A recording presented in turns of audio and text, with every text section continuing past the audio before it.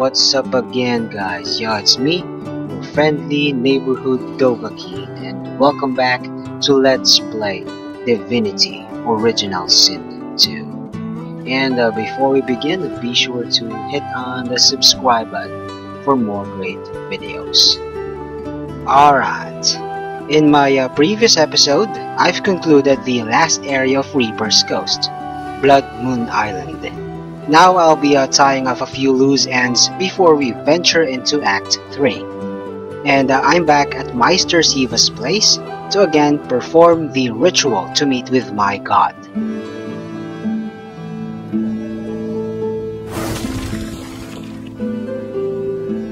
As you suck the smoke deep into your lungs, your vision starts to swim and cloud. There is an intense pounding in your head, and you can feel the world fading. As the world fades away, you lose all sense of being grounded. You reach out, but you can feel yourself falling slowly, sinking into the depth of your own soul. This last encounter with your god, in my case Ralik, will be with the fight against Godwoken. This is quite difficult because you're going to be dealing with them without your party. But take note that Ralik will join you. And though he lacks the necessary godly punch or damage, he is invulnerable, so use him as a shield. One Voidwoken is frail against physical damage, and the other is from magic, but both of them have low resistance against poison, so exploit those weaknesses.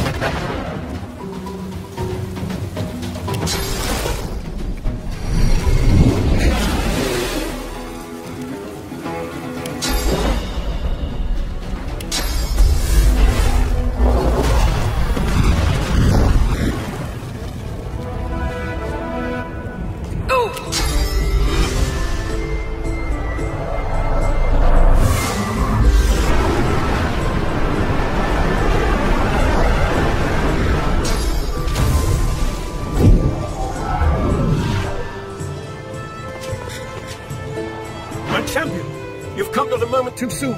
It's here, even here. We must hurry now. We must race toward the well with all the determination of the eagle diving for its prey.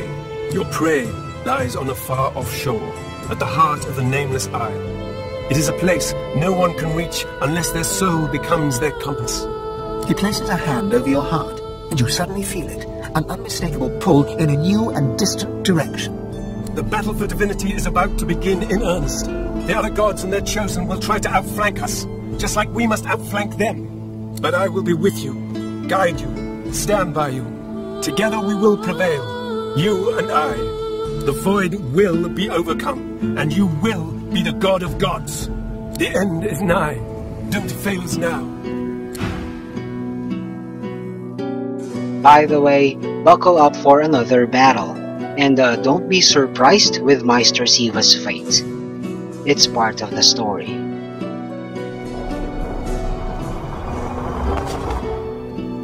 You jolt back to the world, stumbling forward. Dark smoke surrounds you, hanging in the air like black fog. This feels wrong. The Meister's cry cuts through the haze. You look up just in time to see what steps out of the shadows.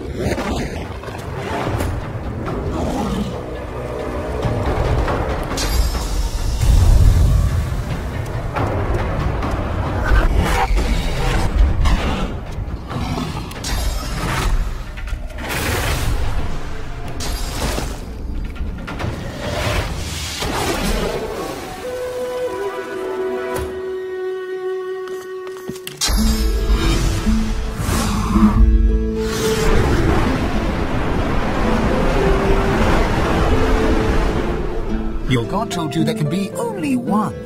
He said you'll eventually need to turn on each other.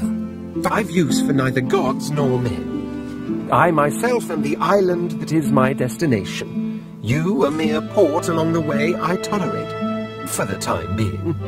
A girl's best friend is her needle. But I'll stick by you as long as you continue to uphold your particular brand of useful.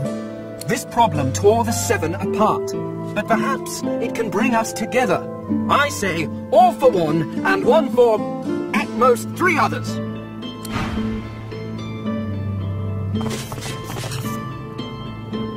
Voidwoken! Damn the bloody Voidwoken! Well, that's that. I always knew I'd die from Everlong. I just didn't expect it was going to be in a small basement. In Driftwood, of all places. At least now you know where to go. Excellent, although do be wary of her. My death may change things for her. She is immensely powerful, and she is on our side, but she will not be pleased about, well, my parting.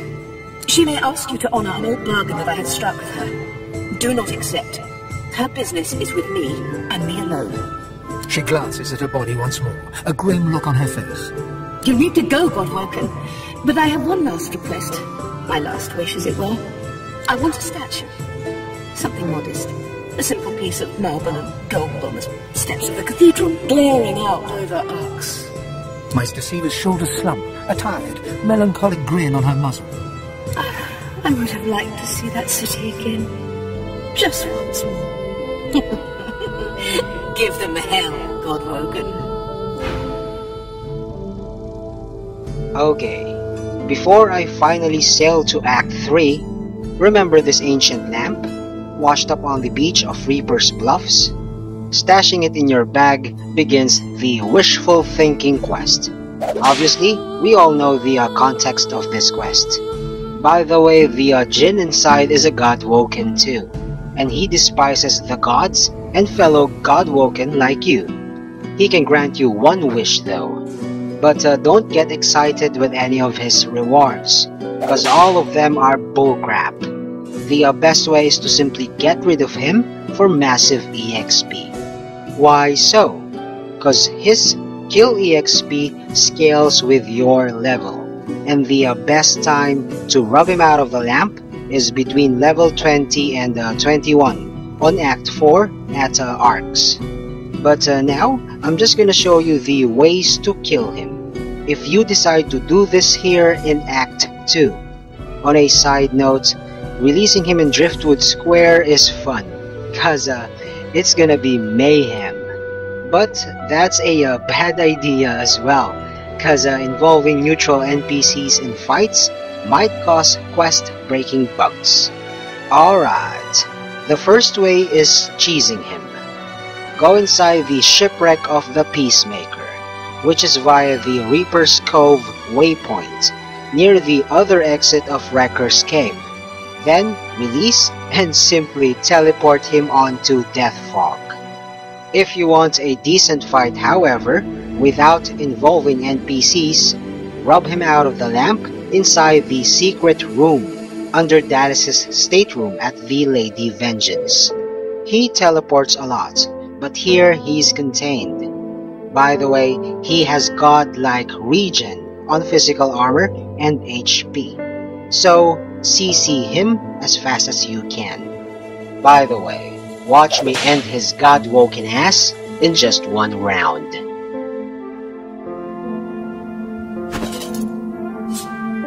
You take the dirt-flecked lamp out of your bag.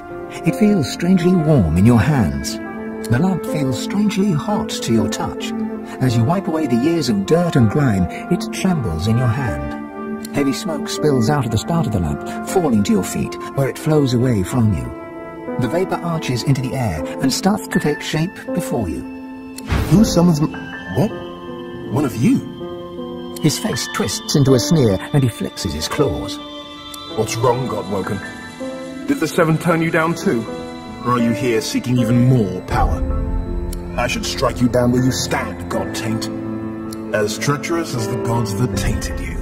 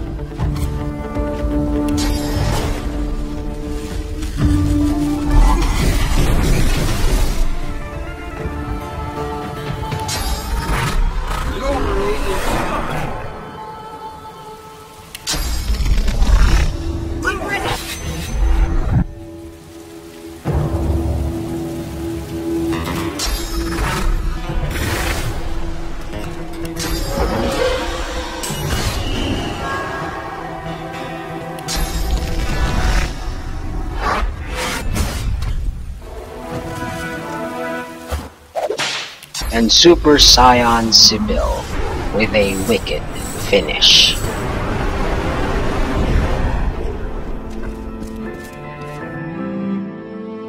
Again, that was only an exhibition fight. In my real playthrough though, I'm conserving him until Arcs, at level 20 plus, when his skill EXP will be at roughly 200k. Anyway, another segue before we travel to the Nameless Isle. If, like me, you are using the Crafting Overhaul mod, don't store any of your stuff in the designated chest of the Lady Vengeance before leaving for the next act, cause this second floor of the ship will reset, and if any CO mod stuff is stored here, upon transitioning to the next act, the said chest will disappear. Don't worry, it's a known bug, and the solution is simple. Instead, transfer all your stuff in the ornate chest in Dallas's stateroom. As you can see here, all the crafted containers and workstations that I've featured in one of my past vids are already packed. And now it's time to set sail. Aren't you supposed to be off learning how to become the divine and whatnot? Her eyes flash with something. Anger perhaps, or fear. Toots. Never mind. You better focus on the task at hand. She looks straight ahead, ignoring you. Well, aren't you industrious? Seems all the riffraff's back aboard as well. Ready to set sail when you are, Your Holiness.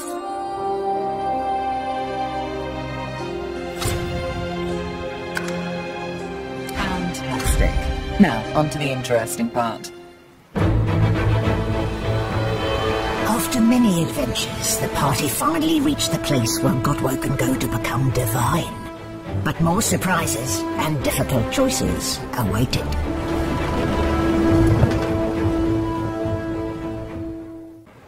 Here we are, the Nameless Isle. Here I thought Malady was unimaginative.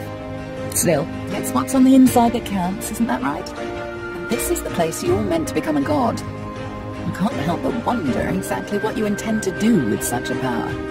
I have no doubt about that, but do remember, you can do what's good for you, too.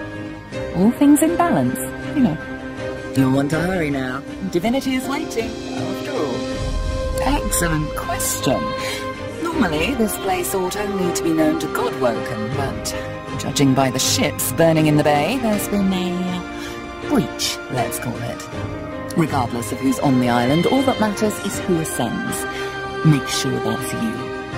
The strongest will survive and ascend.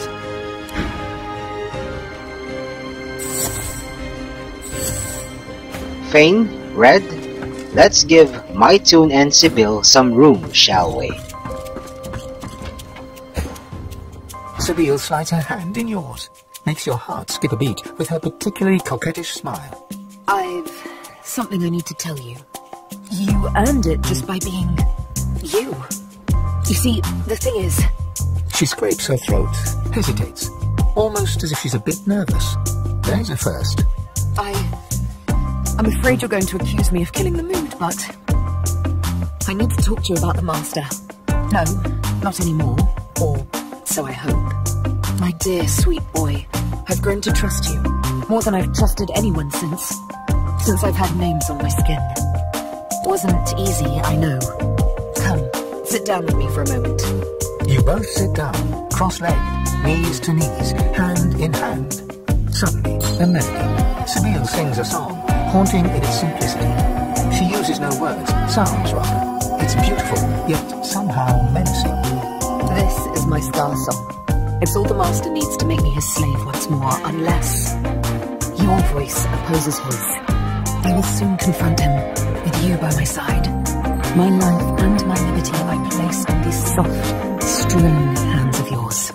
Will you sing? Good answer. Coquette's eyes close as she leans in for a kiss. You kiss. It's sweet and wonderful. You wish it could last forever. My word. You both get up and smile to one another warmly. When you hear a sound in the distance and turn to look, Sebille pats you affectionately on the bottom. Adventure calls, but I say we do this again sometime.